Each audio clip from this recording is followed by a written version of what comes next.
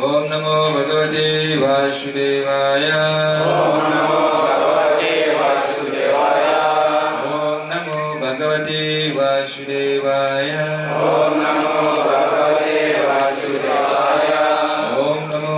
bhagavate Vasudevaya. Gyana Tirandasya Giranjana Shalakaya Chakshurmilitam Yena Tasmai Sri Gurave Namaha.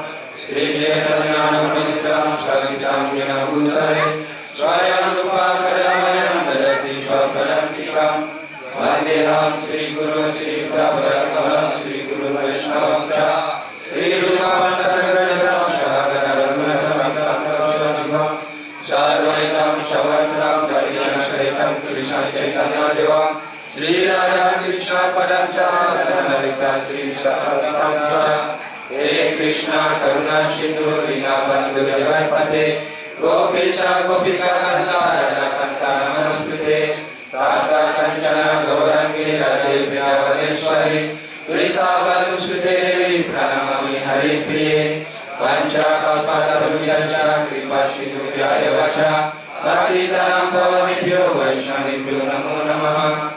Jaya Sri Krishna Chaitanya Prabhu Nityananda Sri Advaita Gadadhara Sri Vasadi Gaura Bhakta-vrinda. Hare Krishna Krishna Krishna Hare Hare Hare Rama Rama Rama Hare Hare.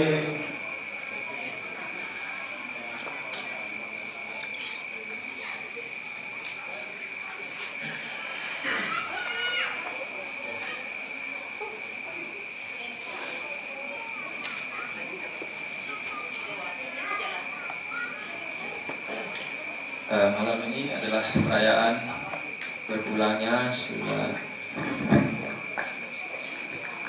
Bhaktisiddhanta Saraswati Goswami Maharaj. Beliau adalah salah satu guru parampara kita. Karena itulah kita membaca salah satu ayat dari Bhagavad Gita bab 4 ayat 34. Ayat yang sudah terkenal. Siapa yang sudah hafal? Boleh bersatu duluan. Apa ayatnya? Paling buku Patrisan.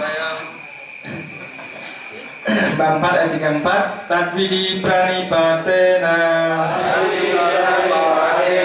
Pariprasnena sevaya Upadikshyanti tigyanam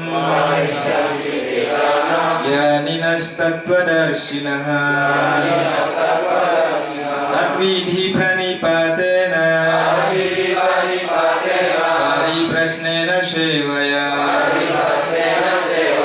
Upadikshyanti tigyanam Jnaninas tattvadarshinaha.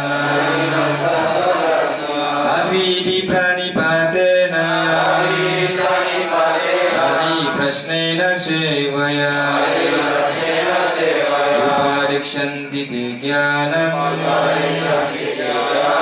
Jnaninas tattvadarshinaha. Ya, silakan. Tadvidi pranipatena Pariprasnena sevaya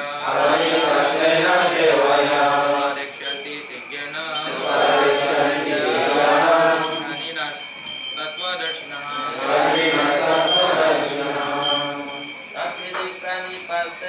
Tadvidi pranipatena Pariprasnena sevaya Pariprasnena sevaya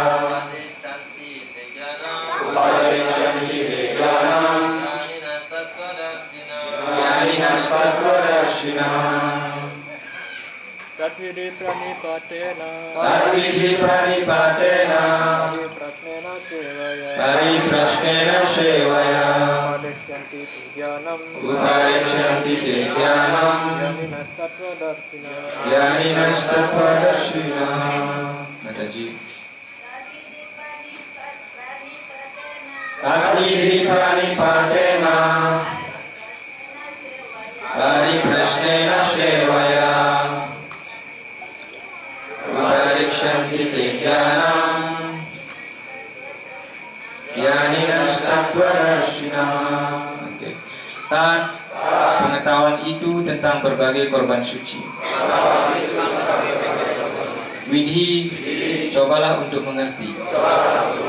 Pranipatena, dengan mendekati seorang guru kerohanian. Pariprasnena, dengan bertanya secara tunduk hati. Sewaya, dengan mengabdikan diri. Upadeksyanti, mereka akan menerima sebagai murid.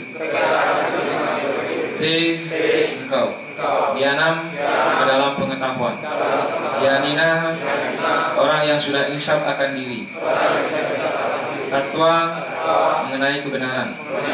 Darshinaha, orang yang melihat. Artinya, cobalah mempelajari kebenaran dengan cara mendekati seorang guru kerohanian, bertanya kepada beliau dengan tunduk hati, dan mengabdikan diri kepada beliau. Orang yang sudah insaf akan dirinya dapat memberikan pengetahuan kepadamu, karena mereka sudah melihat kebenaran itu. Penjelasan His Divine Grace Abai Charana Remda Bhaktivedanta Swami Maharaj Upati. Jalan keinsapan diri tentu saja sulit. Karena itu Krishna menasihati kita agar kita mendekati seorang guru kerohanian yang dapat dipercaya dalam garis perguruan dari Tuhan sendiri. Tidak seorang pun dapat menjadi guru kerohanian yang dapat dipercaya tanpa mengikuti prinsip garis perguruan rohani tersebut. Krishna adalah guru kerohanian yang asli, dan orang yang termasuk garis perguruan dapat menyampaikan amanat Krishna menurut aslinya kepada muridnya. Tidak ada orang yang menjadi insaf secara rohani dengan membuat proses sendiri, seperti yang telah menjadi mode di kalangan orang bodoh yang berpura-pura. Di dalam Bhagavatam Skanda 6 bab 3 ayat 19 dinyatakan, Dharmam tu saksat Bhagavat Pranitam. Jalan Dharma diajarkan langsung oleh Tuhan Yang Maha Esa sendiri. Karena itu angan-angan atau argumentasi yang hambar tidak dapat membantu untuk membawa seseorang ke jalan yang benar. Seseorang juga tidak dapat maju dalam kehidupan rohani dengan cara mempelajari buku-buku pengetahuan sendirian. Orang harus mendekati seorang guru kerohanian yang dapat dipercaya untuk menerima pengetahuan. Seorang guru kerohanian seperti itu harus diterima dengan penyerahan diri sepenuhnya, dan sebaiknya orang mengabdikan diri kepada sang guru kerohanian seperti hamba yang rendah, bebas dari kemasyhuran yang palsu. Memuaskan sang guru kerohanian yang sudah insaf akan dirinya adalah rahasia kemajuan dalam kehidupan rohani. Pertanyaan dan sikap rendah hati merupakan gabungan yang benar untuk mencapai pengetahuan pengertian rohani. Kalau tidak ada sikap rendah hati dan pengabdian diri, maka pertanyaan-pertanyaan yang diajukan kepada sang guru kerohanian yang bijaksana tidak akan berhasil. Seseorang harus sanggup lulus ujian sang guru kerohanian, dan apabila sang guru kerohanian melihat keinginan yang tulus di dalam hati sang murid, dengan sendirinya beliau menganugerahi murid itu dengan pengertian rohani yang sejati. Dalam ayat ini mengikuti secara buta dan mengajukan pertanyaan-pertanyaan yang tidak masuk akal disalahkan. Hendaknya orang tidak hanya mendengar dengan tunduk hati dari guru kerohanian, tapi ia juga harus mendapat pengertian yang jelas dari beliau. Dalam sikap tunduk hati, pengabdian dan pertanyaan, sewajarnya guru kerohanian sangat murah hati kepada muridnya. Karena itu apabila sang murid tunduk dan selalu bersedia mengabdikan diri, maka balasan pengetahuan dan pertanyaan menjadi sempurna.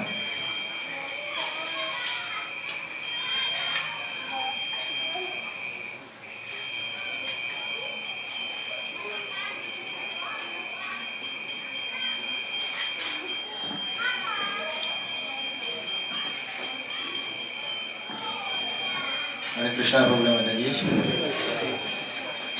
Jadi pada malam hari ini adalah malam yang penuh karunia rohani, dan juga karunia rohani dalam sisi persat nantinya. Itu juga karunia. Kadang-kadang penyembah ada yang bertanya pada saya, Prabu, sekarang perayaan Jamastami, hari yang penuh karunia. Karunianya apa, Prabu ya? Karunia nyatanya apa? Puasa atau reaksi itu bahasa ini. Karunia masa ini. Kadang-kadang yang penyembah bombat menjawab gitu, Bu. Ya kan? Jadi mungkin kita tidak melihat karunia itu secara nyata, tapi hari itu adalah hari spesial. Kita akan bisa merasakan karunia itu apabila kita serius untuk mengikuti acara itu, serius untuk mengikuti perayaan itu. Jadi kalau kita tidak serius mengikuti perayaan, mungkin akan seperti hambar saja, seperti biasa-biasa saja. Seperti mungkin orang itu akan menjadi kesal, kenapa kita setiap perayaan puasa, jadi balik gadungan pesta, ya kan? Setiap perayaan yang ada di adat-adat Bali itu kan selalu pesta, mana ada puasa. Kan seperti itu. Kita setiap perayaan mesti puasa. Justru itulah yang dibilang karunia. Setuju Prabu dengan karunia itu? Ada yang ya kan. Nah sekarang karunia yang tidak kelihatan adalah hari-hari suci itu, di mana pada hari-hari yang suci khusus itu adalah itu peleburan reaksi dosa. Yang mungkin sekarang pada waktu kita melakukan puasa itu belum kita rasakan. Bagi pemula terutama atau bagi orang yang tidak pernah puasa akan menjadi kaget dan belum merasakan karunia itu. Tetapi setiap bakti yang dilakukan tidak akan pernah hilang. Itu akan tersimpan nanti. Di masa-masa kritis kita, hidup, entah itu sakit, entah itu kemalangan, entah kita jenuh dengan kehidupan ini, maka bakti itu bisa menolong. Akan muncul nantinya. Seperti itu, sehingga tidak ada yang sia-sia. Demikian. Jadi oleh karena itulah pada hari-hari perayaan Vaishnava, berpulangnya atau munculnya seorang guru kerohanian atau awatara atau Krishna sendiri, itulah hari-hari yang bertuah secara rohani. Hari-hari yang memberikan kita kesempatan untuk menampaki jalan bakti, agar kita bisa menyucikan diri dan meningkatkan tabungan-tabungan bakti untuk kembali pada tujuan hidup. Sebenarnya apapun yang kita lakukan proses kerohanian tersebut adalah kembali pada tujuan, goal of life. Dan semua orang bertindak itu untuk mencapai tujuan. Kalau kita sudah fokus pada tujuan, maka semua kegiatan itu untuk mencapai tujuan. Kadang-kadang karena kita lupa dengan tujuan yang akan kita capai, maka kita tidak serius melakukan untuk mencapai tujuan itu. Seperti itu. Tujuan Prabu, tujuan kehidupan sebagai manusia menurut sastra adalah kembali ke dunia rohani, meninggalkan dunia material ini dan tidak kembali lagi ke sini. Itu tujuannya. Sehingga ini merupakan proses yang sangat besar yang disebut dengan karya agung. Bukan karya agung ngendang linggih. Ya kan, karena Prabu akan melinggih dunia rohani. Seperti itu. Jadi karena kembali ke dunia rohani adalah sesuatu yang jarang terjadi. Bahkan satu makhluk hidup kembali ke dunia rohani itu adalah pesta besar di surga. Pesta rohani. Para dewa semua berhamburan keluar untuk menaburkan bunga. Karena mereka sendiri juga merasa tidak mampu ke dunia rohani. Jadi sekarang ini karena pengetahuan yang mengantar kita kembali ke dunia rohani tersebut adalah pengetahuan puncak, yang bahkan di kalangan para dewa sekalipun sangat sulit untuk melakukannya. Tetapi khusus di zaman Kali Yuga sekarang ini, Krishna sudah memberikan kita senjata pamungkas. Di zaman-zaman Kali sebelumnya itu Mahamantra tidak keluar. Mahamantra tidak keluar kandang. Ya kan? Ini Mahamantra Golo Kera Premadana nama Krishna Sankirtana. Pada zaman Kali sebelumnya, bila tidak ada Krishna, tidak ada Sri Chaitanya Mahaprabhu. Tidak selalu Krishna muncul di zaman Dwapara Yuga. 1000 zaman Dwapara Yuga berputar, baru Krishna muncul dan diikuti oleh Sri Chaitanya Mahaprabhu, diikuti oleh gerakan Harinam Sankirtan. Krishna Warnam Krishna Krishna Sanggo Pangasa Prasada Yajai Sankirtan terakhir Jajantihi Sumadisaha. Sumadisaha, orang-orang cerdas di zaman Kali Yuga menyembah inkarnasi Krishna yang menyembah Krishna, yaitu Sri Krishna Chaitanya Mahaprabhu. Lalu apa dharma di zaman Kali yang lainnya? Yuga dharma zaman Kali ini adalah Mahamantra Hare Krishna. Ya kan? Kali dharma nama Krishna Sankirtana. Khusus di zaman Kali. Lalu zaman Kali sebelumnya apa? Apa yuga dharmanya? Kalau tidak Mahamantra Hare Krishna. Ayo, siapa yang bisa jawab? Narayan, Narayan, Narayan. Oh, Narada yang nyanyi dulu ya. Jadi masih kurang tepat menurut sastra. Kalau tidak ada Mahamantra di zaman Kali Yuga, setiap zaman itu punya yuga dharma. Ya kan? Zaman Satya bertapa meditasi. Zaman Satya Treta Yuga itu orang melakukan yagya besar-besaran. Zaman berikutnya orang melakukan arcana besar-besaran. Dan di zaman Kali Yuga, kalau tidak ada Mahamantra, adalah kedermawanan. Itu menurut para Saramuni. Dalam sastra para Saramuni, bukan niti sastra, Weda Semerti, itu disebutkan demikian. Di zaman Kali Yuga itu dharma adalah kedermawanan. Hanya dengan menyumbang, memberikan. Orang melakukan sumbangan kedermawanan. Tapi tindakan-tindakan itu tidak mampu mengantarkan orang kembali kepada rumah Tuhan yang asli. Itu Goloka Vrindavan. Sehingga 1000 zaman kali berputar, barulah kita bertemu dengan Mahamantra Hare Krishna. Maka dikatakan manusia nam sahasresu kasya ditatisdahi yatatam apisdanam kasyatman peti tatwataha. Di antara beribu-ribu orang yang kumpul, ya kan, sulit untuk mengerti Krishna, sulit untuk mengerti Tuhan. Wasudewa Sarwamiti Samahatma Sudurlaba. Untuk mengetahui Wasudewa sebagai sumber segala sesuatu, sebagai Tuhan yang Maha Esa, sebagai kebenaran mutlak, itu sangat jarang sekali. Sehingga Prabu adalah kumpulan-kumpulan orang yang jarang. Ya kan? Bukan Khairil Anwar. Aku adalah kumpulan orang yang terbuang. Nah, kita ini kumpulan-kumpulan orang yang sangat langka, antik, unik. Ya kan, kalau Prabu jadi fosil nanti saya jual. Ya kan, kalau galeri antik itu mamanya, Prabu masuk di dalamnya galeri itu. Orang-orang yang khusus, yang nyeleneh, yang tidak lazim. Bayangkan saja wajah Prabu dengan penampilan Prabu. Udah mengkundur kuncir lagi. Apa itu lazim? Ya kan, seperti itu. Jadi itulah Vaishnava itu jarang. Vaishnava itu jarang, langka.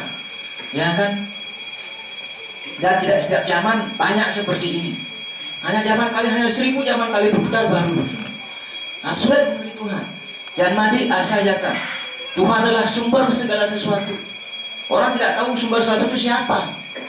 Ya kan, Tuhan yang Maha Esa, Tuhan yang Maha Kuasa, Ida Sang Yang Widiwasu. Tapi siapa? Nah, kita dengan jelas Krishna. Iswara Parama Krishna Sacitana Vigraha. Mahaprabhu mengatakan Ekale Iswara Krishna Arasabha Brita. Ya kan, tidak Tuhan selain Krishna. Ekale Iswara Krishna. Kalau dalam Islam disebut La Aha Illallah. Tidak Tuhan selain Allah. Ya kan, tapi kita juga ada Ekale Iswara Krishna. Hanya Krishna penggali. Arasabha Brita, yang lainnya Britya, termasuk Balaram, termasuk Nityananda, termasuk Nagasesa, adalah Britya, pelayan, abdi. Seperti itu. Oleh karena itulah untuk mengerti kebenaran mutlak dari zaman ke zaman sangat sulit. Dan khususnya di zaman Kaliuga setelah Sri Chaitanya Mahaprabhu kembali ke dunia rohani, Vaishnava juga sempat mengalami masa gelap. Karena banyak sekali filsafat-filsafat Mayawari yang sangat kuat dan sulit dikalahkan, yang didominasi oleh para Brahmana Smarta. Brahmana Smarta artinya dia mengikuti ajaran-ajaran seperti itu saklek, seperti itu, ketat.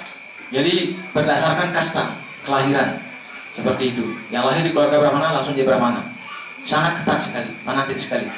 Nah demikian, sehingga mereka tidak mau bergaul dengan masyarakat luar. Kalau mereka mandi kena bayangan kita, mereka marah. Kena bayangan kita aja dia marah, ya kan? Kalau dia mandi lagi, kita dianggap kotor. Jadi perbedaan manusia itu sangat drastis, keras. Ya kan, jurang pemisah antara Brahmana dan Sudra. Kita lihat di zaman Dwapara juga, pada waktu kakaknya Karna mendengarkan kitab suci atau ikut dalam Yakya, dia harus dibunuh dengan telinganya dicor timah panas. Sekarang kalau Prabu dengan kitab suci ini seharusnya dicor semua. Karena kita semua secara kelahiran, ya kan, jarang yang Brahmana. Demikian. Tetapi sastra seperti Veda seperti itu tidak bisa diterapkan zaman Kali Yuga karena tidak ada kualifikasi, sehingga menerapkan Pancharatriki Vida, Pancharatriki Vidi. Dan orang-orang yang mampu menyampaikan pengetahuan dan mampu menyimpulkan kitab suci yang benar, bahwa manusia lahir bukan dilihat dari kelahirannya untuk mendekati Tuhan, tapi dilihat dari guna dan karmanya. Siapa yang mampu menyimpulkan itu? Itu yang sulit, walaupun sastranya sudah ada. Yang mampu menyimpulkan itulah Bhaktivinoda Thakur, yang menulis buku tentang perbedaan Brahmana dan Vaishnava. Lalu Bhaktisiddhanta Saraswati Goswami Maharaj, beliau mengupas itu di kelompok para Brahmana. Beliau duduk menyampaikan, mengajum Brahmana Smarta dulu. Brahmana Anda adalah lahir dari kepala Tuhan. Siang-siang bayi puji kan, Prabu kan dipuji siang akan Prabu kan, yang begedak ini ngambul beslitan. Ya biasa itu, Tuhan itu dengan puji masih. Ya kan, tapi Tuhan nggak terikat seperti kita. Ya kan, Bhaktisiddhanta Saraswati Goswami Maharaj menjelaskan, mengagungkan para Brahmana Smarta.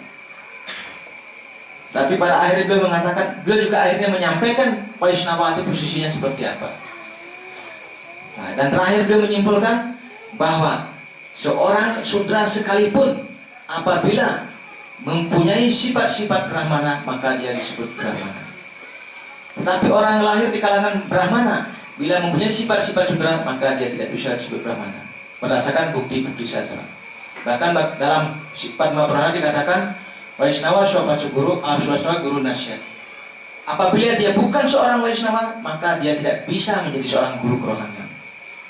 Tetapi apabila walaupun Brahmana tersebut Swapacu Guru, walaupun Brahmana Vaishnava tersebut lahir di keluarga pemakan anjing, keluarga pemakan anjing disebut sebagai Candala, di bawah Sudra. Di bawah Sudra itu ada 3 level, mungkin banyak lagi. Yang terkenal itulah Candala, Mlecha, Yawana. Candala pemakan anjing, Mlecha pemakan daging sapi, Yawana sakar PDW. Yang akan hidup sesuka-suka dia, tangguh itu nara hidup. Dia tidak perlu ikut aturan kitab suci. Ini di bawah Sudra. Lihat fenomena yang ada sekarang ini. Apakah ini sedikit apa banyak? Makan daging anjing, makan daging sapi, hidup sesuka hati. Kan ini yang marah. Inilah disebut Kali Yuga. Maka dalam Skanda Purana disebutkan kalau Sudra Sambawaha. Orang lahir di Kali Yuga itu Sudra Toto, dan di bawah itu juga. Ya kan? Bagaimana mempelajari kitab suci hanya Brahmana saja? Maka kita melakukan proses penyucian diri yang diterapkan, yang dipraktekkan, dicanangkan, ditularkan, disampaikan oleh Srila Prabhupada. Prabhupada dari mana dapat pengetahuan? Dari Srila Bhaktisiddhanta Saraswati Goswami Maharaj. Nah, pada hari ini kita merayakan berpulangnya salah satu Vaishnava yang sangat agung.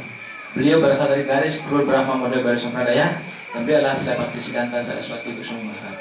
Waktu saya tinggal 15 menit. Ya kan? Oleh karena itu saya ingin menyampaikan kisah sedikit tentang beliau. Bhaktisiddhanta Saraswati Goswami Maharaj, beliau adalah roh yang khusus, bukan datang sebagai nitya. Beliau adalah nitya siddha, bukan nitya bada. Nitya siddha adalah roh yang bebas selamanya. Sejak dia ada dia sudah bebas. Sedangkan roh nitya bada seperti kebanyakan dari kita, maaf ya kalau siapa tahu ada nitya siddha di sini, ya kan, makanya kebanyakan dari kita, ya kan, nitya bada, terikat abadi. Abadi dan jaya. Terikat abadi. Namanya terikat abadi kengkena mulih. Kecuali hanya ada satu cara. Apabila Prabu mendapatkan karunia guru kerohanian yang benar, yang bonafide, yang datang dari garis perut, maka kakak abadi dan jaya tersebut bisa dihapuskan. Jadi tiada yang abadi. Jadi seperti itu. Ya kan? Yang abadi itu bisa tiada yang abadi. Prabu yang bekas tidak bisa moksa, bisa moksa atas karena guru kerohanian. Maka guru kan disebutkan Gu dan Ru. Dalam Narada Pancaraka disebutkan, Narada Rishi Narada mengatakan Gu berarti berat, Ru berarti yang membebaskan. Berat atau gelap. Gu itu berat atau gelap. Guru berarti dia yang membebaskan kita dari kegelapan. Maka disebutkan Oma Gyana Timirandasya Gyanan Jana Salagaya Caksuru Litamina Tasmai Sri Guru Nama. Kita menyampaikan sembah kepada guru kerohanian yang umilitam, yang membuka caksu Prabu, mata wanita. Ya kan? Seperti itu. Karena itulah kita menyampaikan bukan hanya kepada guru diksa, guru ada banyak. Dalam Yagya disebutkan Diksa Gurawi Swaha, Om Siksa Guru Pya Swaha, Om Cetya Gurawi Swaha. Diksa Gurawi, kenapa ada kata Gurawi? Tunggal artinya. Jadi kita menyampaikan dalam pujian Wandehan Sri Guru Sri Yuta pada kemalam Sri Gurun Vaisnawanca. Guru berarti tunggal guru diksa. Gurun berarti berjama banyak guru para. Seperti itu. Begitu juga Om Siksa Guru Pya. Siksa guru yang menyiksa Prabu. Ya kan? Siksa bahasa Sanskerta, bukan bahasa Indonesia. Siksa berarti yang memberikan pelajaran. Maka disebut siksa staka. Sri Chaitanya hanya menyampaikan 8 ajaran, disebut siksa astaka. Mahaprabhu lah yang menyiksa Prabu dengan 8 sambuk. Itu 8 ayat dari semua ayat-ayat Suci Weda, hanya 8 ayat kesimpulannya. Begitu hebat. Siapa yang bisa menyimpulkan ribuan ayat itu hanya dengan 8 ayat? Itulah Sri Chaitanya Mahaprabhu. 8 ayat mengandung proses untuk mencapai Tuhan. Itulah sebab guru siksa itu banyak. Itulah termasuk Bhaktisiddhanta Saraswati. Maksudnya Prabhupada guru siksa kita. Nah demikian. Jadi Bhaktisiddhanta Saraswati Goswami Maharaj, beliau adalah datang ke sini atas panggilan ayahnya, atas permohonan ayahnya kepada Krishna. Pada waktu itu ajaran Sri Mahaprabhu sudah kolaps, hampir tenggelam. Tidak ada orang mengerti kebenaran mutlak. Tuhan sudah rancu semua. Banyak Tuhan-Tuhan bermunculan di India. Ya kan? Banyak sekali waktu. Bahkan sekarang pun begitu. Sekarang apalagi kalau Gunung Agung itu semua ngaku sakti. Ini bersih ngaku sakti, ini bersih nantangin. Yang perlu penantang serangnya udah dijauh saja sakti. Ini ada nantang aja, ini ngomong lengah pada. Kalau memang benar sakti, tak usah banyak ngomong di Facebook. Serangnya bodoh dia. Nanti kalau dia mati banyak orang ketawa. Ya kan, berubah tulah gitu. Mau saling tantang menantang. Nanti pada sing lah ilmu sebenarnya. Ada nantang sih lah apa nih ngomong gitu apa lagi. Nah seperti itulah zaman Kaliuga. Kalau masalah dunia preman, kalau dunia preman, kalau beliunan bunyi singkat paling menjaguran. Memang preman sejati itu gede bunyi ngampu angin. Tanya apa mah? Preman sejati. Beliunan bunyi jangan leh mulihnya. Turunnya leh. Memang beliunan bunyi kok kenal dia gini-gini pusat ada gede. Asal ada masalah baik paluan. Ya kan? Itu memang karakter manusia itu bisa dibaca di situ. Nah demikianlah. Jadi Kadiki benar kan? Kalau saya bicara nyampe sana kemari, jadi lupa ke inti.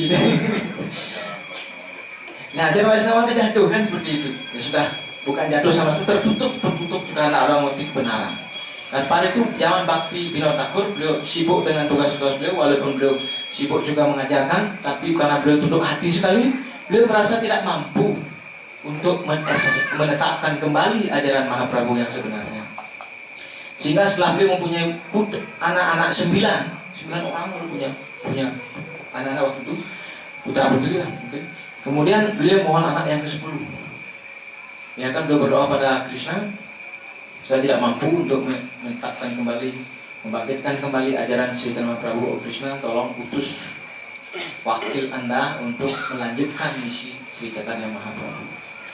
Nah kemudian dari istrinya Bhagawati, akhirnya lahirlah Bhakti Siddhanta Saraswati Goswami Maharaj yang pada itu tanggal 6 Februari 1874. Masih zaman-zaman itu, zaman-zaman lagi seram loh. Banyak lihat berkentayangan waktu itu. Ya kan tahun-tahun itu kan 6 Februari 1874 lahirlah Bhakti Siddhanta Saraswati Goswami Maharaj yang setelah 6 bulan, yang pada waktu lahir kita sudah ketahui bersama, beliau sudah hari-hari beliau itu melilit di tubuhnya seperti tali suci. Kalau Waisnawa itu kadang-kadang beberapa penyembah saya lihat anaknya lahir kadang-kadang ada sukanya, ada cekok di sini, ada tilak. Itu kelahiran dulu Waisnawa yang gagal. Waisnawa gagal paham. Yang tidak berhasil Waisnawa kan melanjutkan lagi. Ya kan, seperti itulah. Karena bakti itu kan berlanjut terus. Tidak berhasil sekarang, lanjut lagi. Seperti itu. Jadi demikian. Jadi beliau sudah mempunyai tanda-tanda khusus sebagai seorang Waisnawa. Kemudian setelah umur 6 bulan kan biasa ada upacara anak bersama. Jadi kita punya putra putri di sini ada upacara 6 bulanan cara Bali. Kalau kita dulu ada anak bersananya, yaitu upacara pemberian biji yang pertama, ya kan, langsung mengambil bakat biasanya. Nah beliau umur 6 bulan diupacarai oleh ayahnya dan diberikan biji pertama persat dari Bimala Dewi. Nah kita tidak mengerti kenapa Bimala Dewi. Mungkin maha persat ya. Kadang-kadang kan zaman di Mayapur atau di Jagannath Puri sudah persembahkan pada Krishna, kadang-kadang pada Dewa Siwa, lalu itu menjadi maha persat. Karena beliau maha persat dari Bimala Dewi ya. Mungkin Durga. Seperti itu, maka beliau diberikan nama Bimala Persat. Bimala Persat, hadiah dari Bimala. Kemudian ayahnya benar Bimal Persat ini tubuh berkembang, cerdas sekali. Kemudian waktu pada hari yang sama 6 bulan itu memberikan biji pertama tersebut. Pada upacara itu tiba-tiba waktu itu ada rata-rata kereta Jagannath, ya kan, demikian. Dan di depan rumah Bhakti Vinod Thakur kereta Jagannath tidak bergerak selama 3 hari, walaupun sudah ditarik oleh ribuan orang, bahkan mengeluarkan ilmu gajah. Dan waktu itu datang dari Bali juga pakai bus bolong gajah. Oh, saya bisa bergerak juga, ya kan? Segala macam kekuatan dikerahkan untuk menarik kereta Jagannath dari rumah Bang Bima Thakur tidak bisa bergerak. Nah, sehingga pada waktu itulah Bhagawati Dewi membawa putranya Bimal Persad keluar pada waktu upacara kan. Beberapa 2 hari sebelumnya sudah nyangkut di sana. Pada hari H Bimal Persad itu upacara anak persana, selesai upacara anak persana, dibawalah Bimal Persad keluar ke kereta tersebut. Nah, di sana jelaskan bahwa Bimal Persad menjulurkan tangannya menyentuh kaki Jagannath. Anak kecil umur 6 bulan sudah bisa nyentuh kaki Jagannath. Kalau anak kita bisanya nyentuh HP. Ya. Seperti itu. Jadi dia sudah nyentuh kaki Padma Jagannath, dan Jagannath menjatuhkan garlandnya kepada Bimal Persad. Ya kan, garland arca yang melingkar di leher itu bisa jatuh, bisa keles dan langsung tepat di lehernya Bimal Persad. Dan penyembah lain, para brahmana di sana, pemuja-pemuja Jagannath memburuhkan kata jai-jai. Kemudian ada yang mengatakan putra anda ini bukan insan biasa, beliau akan membawa gerakan Sri Chaitanya Mahaprabhu. Dan demikian setelah berkembang umur 4 tahun, memang beliau terus puja-puja di rumah. Ayahnya setrik, senawai yang setrik, dan ayahnya mengatakan kepada Bimal Persad tidak boleh persad sebelum dipersembahkan pada Krishna. Tak boleh sama sekali, hanya Mahaprasad saja. Seperti itu. Apalagi coklat. Ya, coklat memang dilarang oleh pemerintah ISKCON. Coklat tak boleh. Ya, seperti itu. Nah, kemudian Bhaktisiddhanta Saraswati Maharaj waktu itu berumur 4 tahun, entah bagaimana namanya anak, tiba-tiba masuk ke dapur dan makan buah mangga yang matang di dapur. Kemudian ayahnya mengetahui dan memarahinya. Buah mangga itu belum dipersembahkan sama Krishna. Kau telah melakukan kesalahan. Bimal Persad walaupun umurnya baru 4 tahun, dia sangat sedih sekali karena makan boba. Lalu dia bersumpah seumur hidup tidak akan makan mangga. Prabu berani gitu. Dia telah sing kita makan, bukan telah belakang. Ya midang. Ya artinya begitu. Kalau musuh tadi kan beliau setrik luar biasa. Kita tidak boleh meniru karena tidak mampu.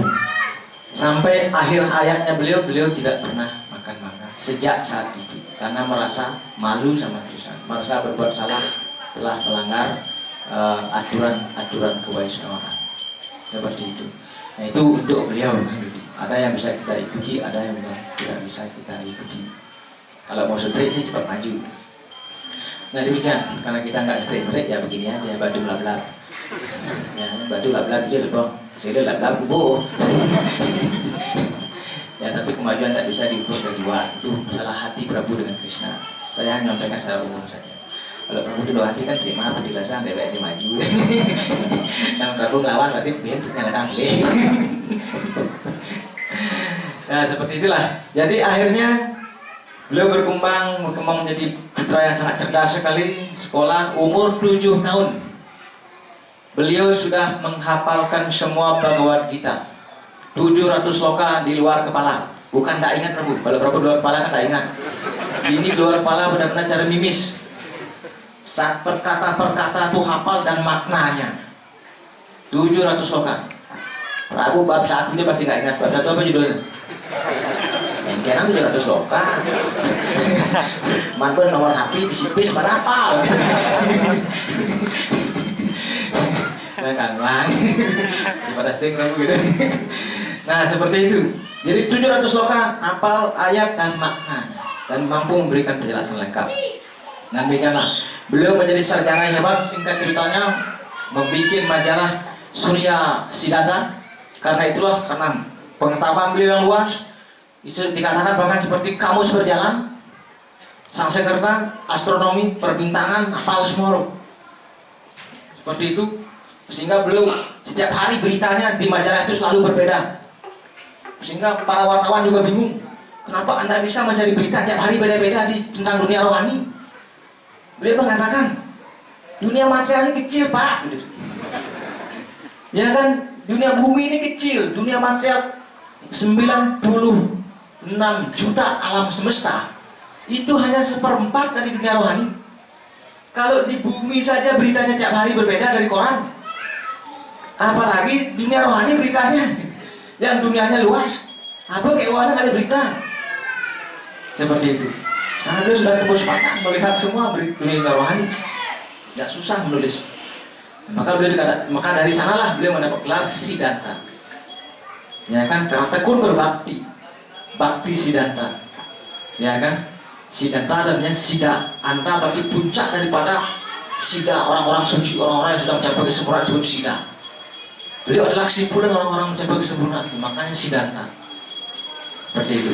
Jadi kemudian beliau mendirikan 64 ashram mata selama hidup beliau di India, bahkan sampai di Inggris waktu itu. Sudah sampai Inggris waktu itu. Nah, begitu sangat keras, beliau dikatakan sebagai singa guru. Kalau berfilsafat dengan Mayawati semuanya habis. Kalau adu fisik juga oke. Orang mau cari dulu barangnya gede, maka disebut singa guru. Kalau beliau lagi lewat ke sini, Mayawati mau lewat ke sini, mau berpapasan, tidak jadi berpapasan dengan Bhakti Siddhanta, kabur duluan. Ya itu aja debat sastra masih kalah lagi, zaman jagoan masih kalah. Gitu. Gak ada yang lain. Gitu. Ya kan, beliau singa guru. Dan demikian. Jadi, tapi beliau sangat tulus hati sekali. Bhakti Siddhanta setelah umur 26 tahun, ayahnya ingin agar beliau menerima guru. Ya kan, penerimaan beliau terhadap Gorakishora Das Babaji adalah hal-hal yang sangat mungkin tidak masuk akal di kita. Gorakishora Das Babaji Maharaj adalah seorang babaji yang buta huruf, tidak bisa membaca. Tetapi Bhakti Siddhanta menerima guru yang tidak bisa membaca, sementara beliau adalah seorang sarjana. Ya kan? Dari mana lihatnya? Dari kerohanian, bukan dari kesarjanaan duniawi. Gorakishora Das Babaji Maharaj bersama babaji, kalau beliau bersat pakai tengkorak kan? Nah, ini bersatnya bangsa ada lagi bersat. Kemudian beliau pakai pakaian dari bekas orang meninggal. Ya kan? Yang naga nyemak kapan pocong, bani nggak boleh tidur dong. Pertama sih ngipi. Mau mending bangun soce mirah sebenarnya. Ya aja apa mati. Ya kan, kain-kain yang berserakan di kuburan dipakai sama beliau. Begitu ketidak-terikat beliau, kadang-kadang beliau bersandar di kamar mandi atau di WC. Siapa yang berani minta maaf besar beliau? Paling balik kanan langsung kabur. Ya kan? Setelah beliau tulus hati sekali. Benar-benar pelepasan ikatan luar biasa. Itu tidak membikin-bikin. Seperti itu keadaan babaji seperti itu kehidupannya. Dan Gorakishora Das Babaji Maharaj dan Bhakti Siddhanta Saraswati Maharaj dianjurkan oleh ayahnya untuk menerima Gorakishora Das Babaji Maharaj sebagai guru. Dan Bhakti Siddhanta Saraswati datang ke sana. Satu hari, saya ingin menerima Anda sebagai guru, saya memberikan saya karunia. Gorakishora Das Babaji Maharaj mengatakan, kalau Sri Chaitanya Mahaprabhu bilang ya, nanti saya bilang ya. Sekarang kau pulang dulu. Pulang. Besok lagi ke sana. Bagaimana Maharaj? Apakah Sri Chaitanya Mahaprabhu sudah bilang ya, Anda jadi guru saya? Lupa saya nanya. Pulang lagi. Ujian buat sang murid. Lain kita sing diksi cepat ngambul. Gua pindah guru benar gitu. Guru nenek yuk alim kelo sana les deket-deket. Ujian terus ini tak seberapa. Siddhanta Saraswati, seorang Bhakti Siddhanta Saraswati yang sudah kelepasan ikatan dari sejak kecil, diuji sampai akhirnya hari ketiga ketemu di jembatan. Bhakti Siddhanta kemudian naik di atas jembatan, kemudian beliau mengatakan, kalau Anda tidak menerima saya sebagai murid, saya akan menceburkan diri dan bunuh diri. Alhamdulillah beliau diterima. Karena guru menguji murid di keseriusan, ketundukan hati, ketetapan hati, tidak cepat berubah, jangan pindah ke lain hati. Karena guru diksa itu seumur hidup, bahkan dari kelahiran demi kelahiran, tidak boleh pindah. Kalau Prabu pindah-pindah guru diksa, itu berarti cepat-cepatlah Prabu akan menuju ke gerbang neraka. Bukan hanya ke gerbang saja, ya kan, tapi masuk ke sana. Seperti itu. Jadi guru diksa adalah ayah rohani kita. Dan demikianlah akhirnya Bhakti Siddhanta Saraswati diterima murid oleh Gorakishora Das Babaji Maharaj. Kemudian singkat ceritanya, beliau sudah melakukan banyak pengajaran-pengajaran Bhakti, mengalahkan para Mayawadi, menetapkan kembali ajaran-ajaran Vaishnava, dan sehingga ajaran Vaishnava berjaya. banyak orang mengucapkan nama suci. Dan ketemu dengan Srila Prabhupada banyak sekali sebelum waktu itu zaman Bhaktisiddhanta banyak sekali guru-guru yang palsu. Bahkan pernah beliau berkumpul dengan beliau diundang oleh seorang raja, lalu ada pesta di sana, banyak mengundang orang-orang suci. Bhaktisiddhanta 4 hari di sana ngasih pelajaran dan selama 4 hari tidak persat-persat. Kenapa? Karena beliau tidak mau persat di kalangan para penipu. Ya disebut dengan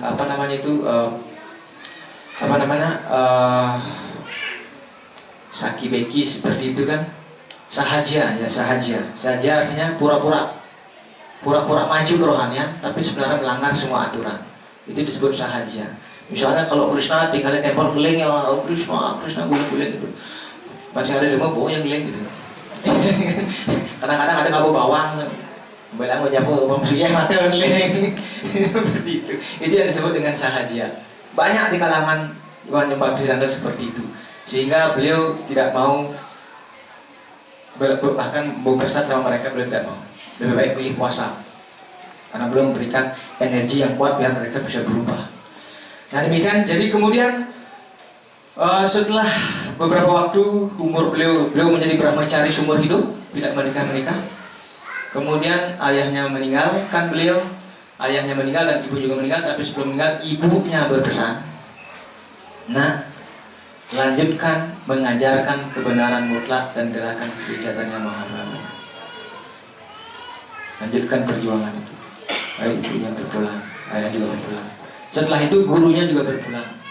Setahun setelah ayahnya berpulang, Guru Maharajnya.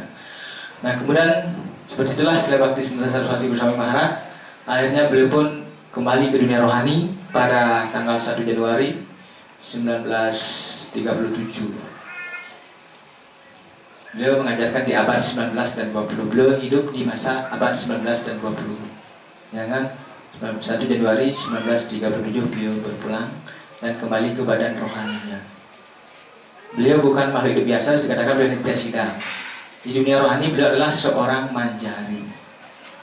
Manjari artinya asisten pribadi Srimati Radharani.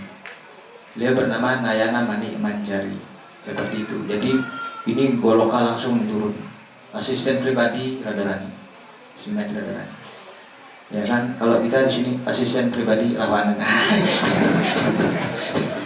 Seperti itu kan. Nah sekarang sudah menjadi belajar untuk mengabdi, melayani para guru-guru rohanian. Dan demikian. Jadi itulah Srila Bhaktisiddhanta Saraswati Goswami Maharaj berjuang dengan keras, menetapkan kembali, menyampaikan kebenaran, menyampaikan kesimpulan Weda, sehingga ajaran-ajaran ini yang disampaikan ulang oleh Srila Prabhupada ke dunia barat. Dan Prabhupada juga bukanlah sembarangan roh, dia adalah Nityasiddha juga. Kemudian menurunlah kepada kita sekarang, sehingga kita dengan gamblang itu mengerti kesimpulan Weda dan mengerti kebenaran mutlak. Oleh karena itulah dengan atas karunia Srila Prabhupada, atas Srila Bhaktisiddhanta Saraswati Goswami Maharaj, ajaran Vaishnava ini menyebar ke seluruh dunia dan menetapkan kembali ajaran-ajaran Weda yang mulia, termasuk pemujaan arca. Walaupun Mahamantra Hari juga Dharma, tetapi untuk bisa mengucapkan Mahamantra Hari Krishna lebih maksimal, lebih membahagiakan dan lebih ada rasa gitu. Sehingga ada media, ada arca. Krishna muncul dalam bentuk arca vigraha. Yang di sini sudah muncul beliau berkali-kali.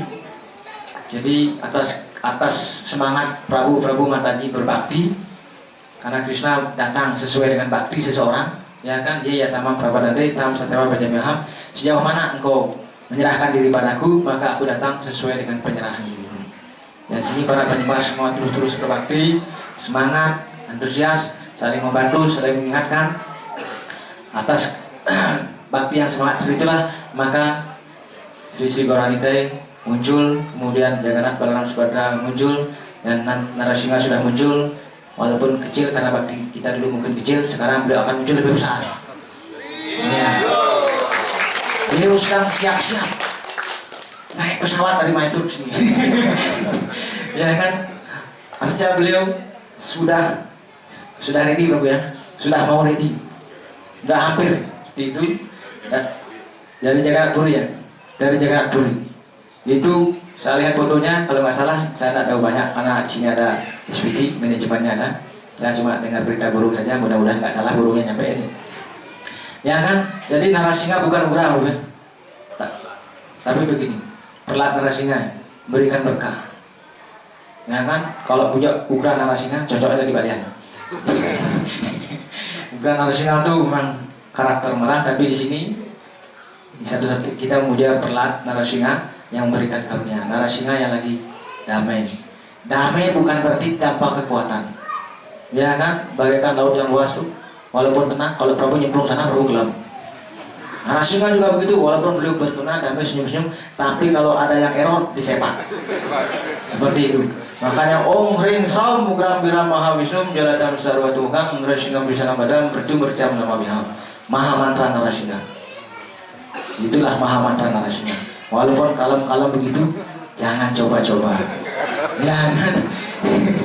Kalau nanti beliau itu lagi mengecos Prabu.